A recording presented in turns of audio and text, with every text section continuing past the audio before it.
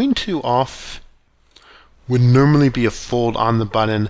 One aspect here, though, is because of the stack dynamic, we can't again raise very wide. So if we pull this hand up in the Nash calculator, we're going to be shoving a very wide range. In fact, it is an any 2 card shove in the Nash ranges. Now, it does assume, of course, that the blinds are calling tight.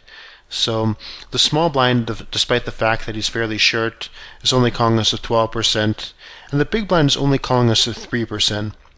So he's folding ace-king in equilibrium, whereas in practice, most players in the big blind are going to call that. So it's not a totally clear shove based on the assumptions that you make on your opponents, but if it is a Nash shove, then it's certainly within the realm of reason.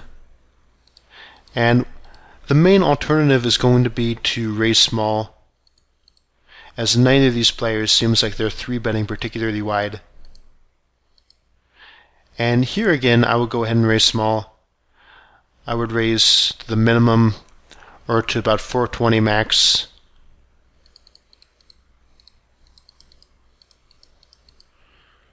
Would open shove the 9-5 offsuit.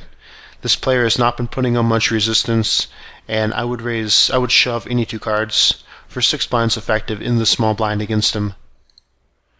The king 2 suited, open shoving now is fine. We have a shorter effective stack with the small blind and apply a lot of pressure on the big blind. And we take that, and I can now continue and abuse the 3-handed bubble.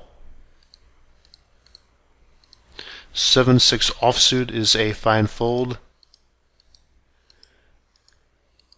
King Queen suited. So open shoving is fine and will show a profit. The alternative is to make it 450 or even just min raise. With, depending on these guys' stats, most likely we would be calling the small blind but folding to the big blind.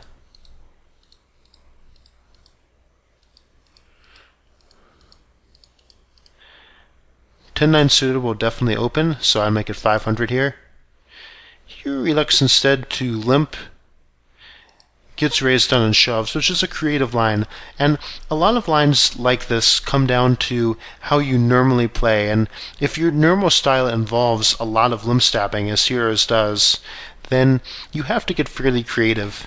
So we saw earlier, for instance, that he limped to induce with ace-king suited. Now he's limp 3-betting as kind of a semi-bluff with the 10-9 suited. And so when he's limping, he's being very unpredictable, which prevents decent players from exploiting him. For instance, if you were to only limp marginal hands where you're planning to fold to a raise, then players are going to walk all over you. So this is the type of kind of managing a more advanced metagame that you have to engage in when you make unconventional plays like limp-stabbing quite a bit.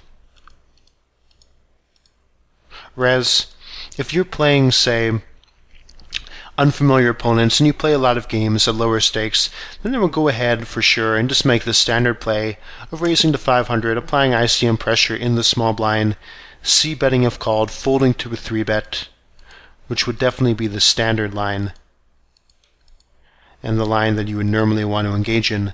Jack-10 offsuit I would always open on the button, make it 450 and fold to either of these players. It does look like the button has been raising a ton and open shoving a ton. So I was going to say that we would have to consider calling him quite a bit wider based on that. But now that he's out, we'll just go ahead and take a heads-up match. So our strategy here, we're over 30 blinds deep, is going to be to come in with a lot of min raises on the button, continuation bet, and in the big blind, play quite a bit tighter.